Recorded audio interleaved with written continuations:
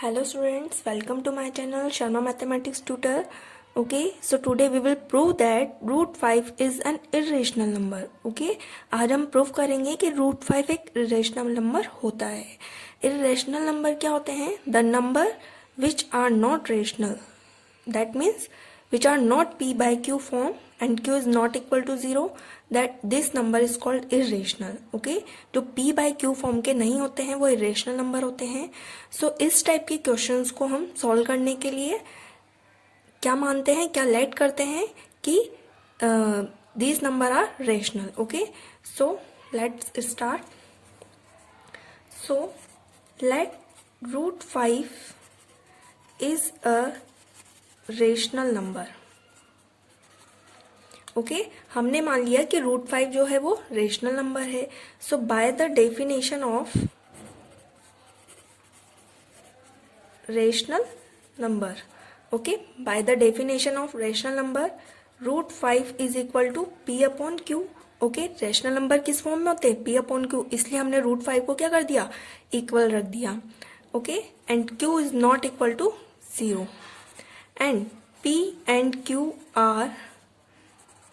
have no common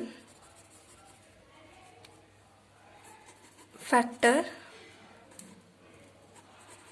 except 1. Okay, and P और Q have no common factor except 1.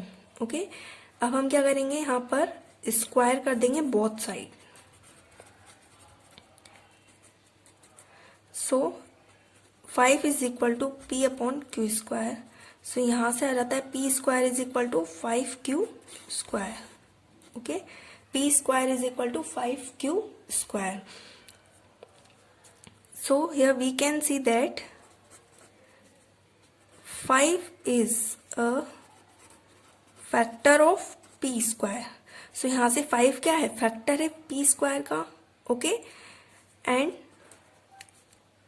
5 will be, so 5 will be a factor of p also. So 5 will be factor of p also. अब ये हमने कैसे लिखा? जैसे let suppose 4 का square है, उसके फैक्टर क्या होंगे? 4 के स्क्वायर के. 4 का स्क्वायर क्या हो गया? 16. तो क्या हो गया वो? 2 मल्टीप्लाई 8. ओके, ये इसके फैक्टर है. और सिमिलरली यहाँ पर देखिए 4, तो 4 के फैक्टर क्या हो गया? 2 multiply 2. Okay, that is P square. ये मान लीजिए पी स्क्वायर, तो इसका फैक्टर 2 है और 4 इस नंबर का भी फैक्टर क्या होगा? 2. तो दोनों के फैक्टर तो सेम ही है. ओके, मतलब 5 अगर पी स्क्वायर का फैक्टर है तो 5 जो होगा वो पी का भी फैक्टर होगा. पी का भी फैक्टर होगा. Okay, let P is equal to 5m. Let P is equal to 5m. Then यहाँ पर देख लीजिए, देन हम क्या करेंगे? इसमें पुट कर देंगे 5m की value. 5m square is equal to 5q square. अब हमने यहाँ पर 5m क्यों माना है? देख लीजिए 5m क्यों माना है? बिकॉज हमने यहाँ पर लिख दिया है कि 5 जो है p का फैक्टर है. ओके, तो 1 फैक्टर तो ये हो गया और m अनदर फैक्टर हो गया, वो कुछ भी हो. ओके, जैसे आप देखिए 10 है. ओके, 10 का फैक्टर क्या होगा? 5 मल्टीप्लाई 2. ओके, तो 5 तो इसका एक फैक्टर है ही सही, अनदर 2 हो या कुछ भी हो सकता है. ओके, तो ये इसके फैक्टर हो गया, अनदर कुछ भी हो. तो 5 हमने यहाँ पर प्रूफ कर दिया है कि 5 इसका फैक्टर है. सो हमने मान लिया है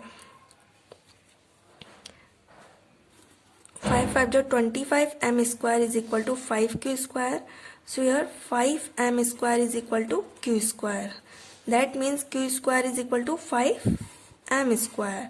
सो यहाँ से देखिए सेम कंडीशन आ गई है. जैसे p square is equal to 5q square था, यहाँ पर भी q square is equal to 5m square आ रहा है. That means 5 is a factor of 5 is a factor of q square. So 5 will be factor of q also. 5 will be factor of q also.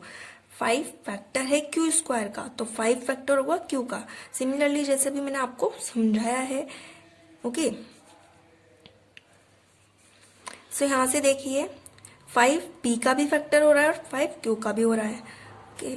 So 5 is factor of p and q both.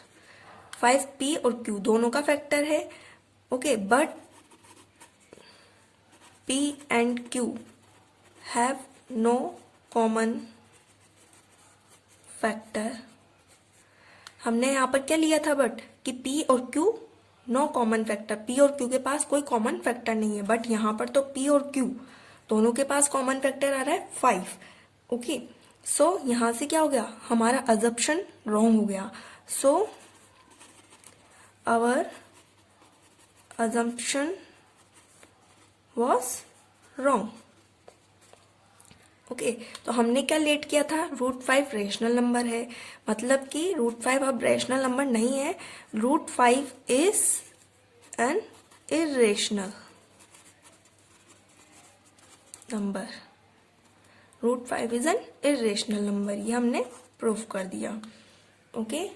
सो आपको अगर √5 की जगह √2, √3 कोई भी rational number देते हैं, आप same method से इसे प्रूफ कर सकते हैं, ओके। Thank you.